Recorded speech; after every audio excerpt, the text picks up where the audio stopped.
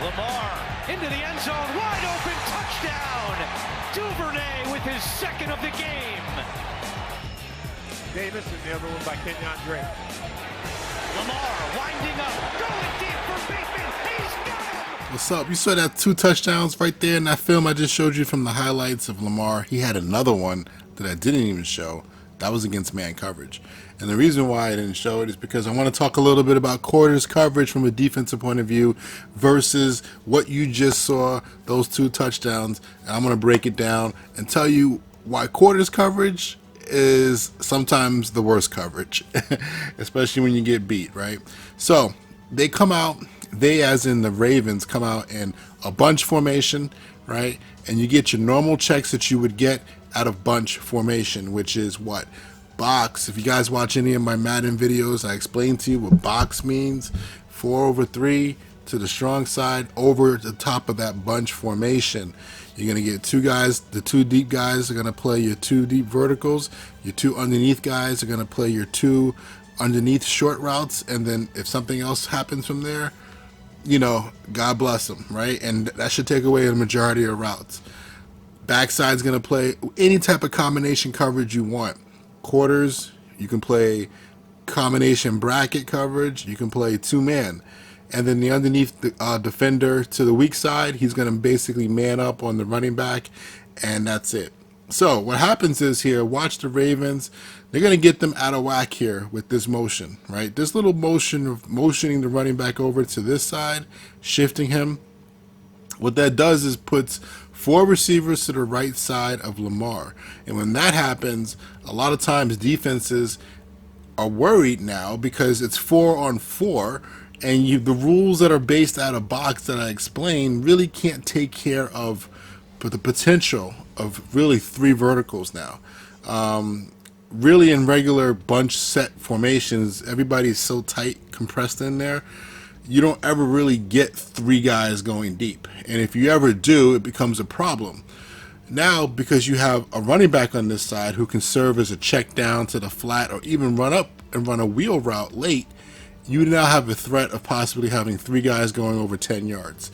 So when that happens, you need to make an adjustment. Usually the backside safety would be kicked over, helped out, take the 3rd vertical that comes out of the bunch side. That's usually the first check. Also, this linebacker here, who he naturally is what we call a 3 receiver hook, so he goes to wherever the 3 receivers are. But in this case, in box, his assignment is to always wall whoever comes from the bunch side. So that means any shallow route under 10 yards, he's going to run with it. He's going to match it. All right, that's what wall means. Basically, you are the end line of the wall. Like, you basically hold the wall down, and if somebody tries to cross your face, you got to run with it because you don't have any help. At least you don't think you do. It's not guaranteed. But when this happens, watch the linebacker. He kind of gives them a little bit of a signal, which means that, hey, I am now not the wall player. You are, okay? So now, because this linebacker who was matched on the running back, this quarter flat defender, he's now going to look for anything coming across the field. And that allows this linebacker to now drop and help however the coach wants. A lot of times it's, hey, push out to the curl, all right? Look for anything coming, work low to high, high to low, however you want to teach it. But he's just probably looking to help out on any type of like short routes under 10 yards over here by the hash mark, okay? So the offense, what do they run, right? Let's see what they're doing. They run a classic combo, 2 shallow routes with a sit-down route sitting right over the ball. In the old West Coast offense, that's called shallow cross.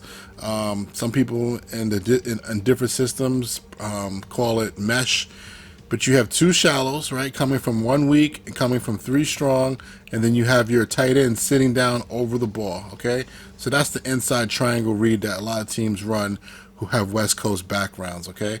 Now, the number 1 receiver here is going to run a post, and that's the red zone route. That's like the alert. If it's open, take it. You know, if somebody busts coverage, take it.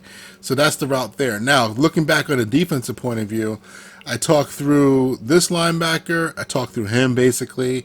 Now, the quarter flat defender, he's going to take first to the flat, which is probably going to be the running back, right? If he wheels up, he takes him.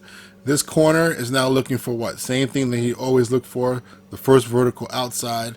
This safety is looking for the first vertical inside, so whoever runs towards him and gets upfield, he's now going to take him.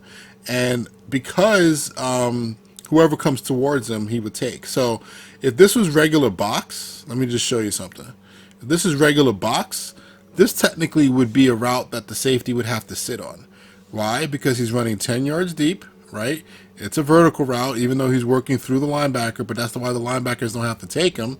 He would have to take him there, and that would eat up box coverage. So the Ravens ran this anticipating quarters, maybe not anticipating what they ended up kind of shifting to here, but they anticipated safety here, and then now this corner has to play this skinny post. And if you watch enough NFL films, a lot of touchdowns are thrown in this little area right here off the skinny post, right? And that's something that you do in the red zone, and it's also a quarter beater. But because of this alignment with the running back over here, now this safety, who we don't know exactly what his assignment is, he could just be a free player, but against this 4x1 set, he's going to come over and look for a vertical route coming towards him, and that's going to end up being that tight end. So you see him sit there and he jumps it, so that's that.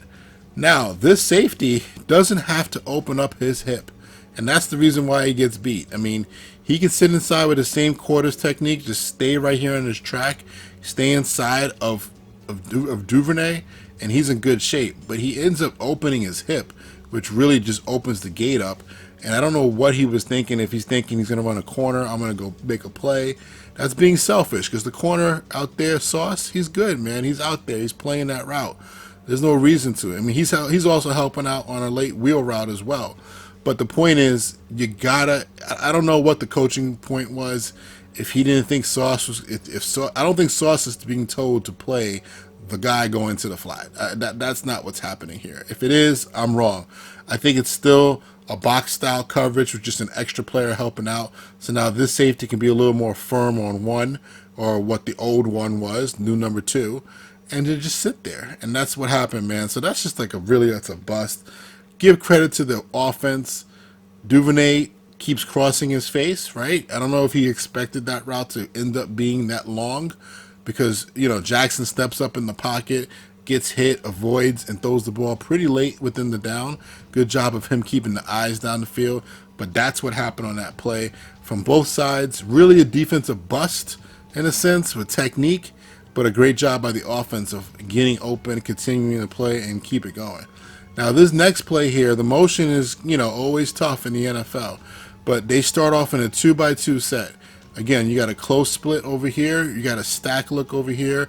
Anytime you see a fullback lined up wide, most of the time he's going to come in and become a runner. So really, this is going to end up being like a pro style formation here.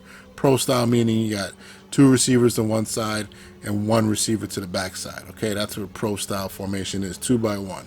So they end up running this. Looks like they're in quarters coverage, but it looks like the safety here is not doing his job. It looks like he got confused and ended up playing a totally different coverage. I mean, I don't have to really break this play down. It's pretty obvious when you look at this safety that he's not playing quarters. Looks like he's playing half field. The one guy, though, that could help out is the backside safety, who technically, again, is he in a bracket? He could be, right? And with this type of route, really it kind of sucks him up, and it's a good play design if that's the case. But if you are also now reading the quarterback, and you see the quarterback sprinting out this way, okay, your mindset might be it's a sprint out, it's a sprint out.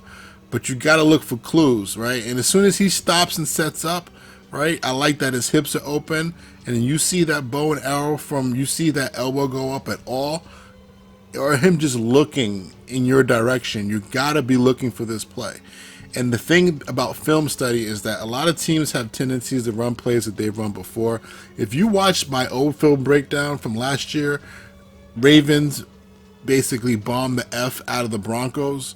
They ran the same idea where Lamar half rolls or runs a play and basically becomes a post. Now, great job with the receiver of selling that outside move and then coming back across his face. I'm pretty sure that's Bateman, right? Look at that sell, right? Goes opposite, but still, the front side of this is so busted. The only guy that can help is this guy, and his reaction is just so late. Like, right now, Lamar is already loading up to throw a ball, And this guy is kind of like in jog mode. He's not in like, oh, so let me sprint and get depth and just baseball turn this and go. He's kind of like looking, not believing that this throw is happening. So that's something that you got to really get your players to get their technique better and get your players to watch film, because Lamar has done this on tape. And one thing in the NFL that I used to do all the time, the best DBs that I was with would always ask me, again, this is the first game of the year, so you don't have a lot of tape on your opponent, but they would say, can I get the tape from last year? Can I get all the big play tapes, get all the big throws over 50 yards, 40 yards, whatever? And a lot of times you see a pattern with a team or a quarterback and the type of throws they like to make past 40 yards. And this is one of the plays that the Ravens like to do, and they did this against a good Broncos team that also ran hybrid quarters type of coverages last year, and they ran a similar style of offense versus them too. So that's the breakdown for now. I wanted to show this because I want to show that sometimes in the NFL, plays that are made, it's not just because offensive coaches are brilliant. Sometimes the defensive guys just mess up. And I think, honestly, a lot of big plays come from defensive breakdowns more than they do from offensive skill players winning or being smarter. But anyway, when you play quarters, for my Madden heads, there's a chance things can get blown, man. You get one guy make one step one wrong way, you really don't have a lot of help sometimes unless you just happen to fall into help. Long story short, I wanted to show some NFL film, show some quarters coverage, show the Ravens, show Lamar throwing bombs, and start the season off this way, man. A little combo hybrid Madden / NFL film style of media. If you like it, let me know. Talk to you later, man. Peace.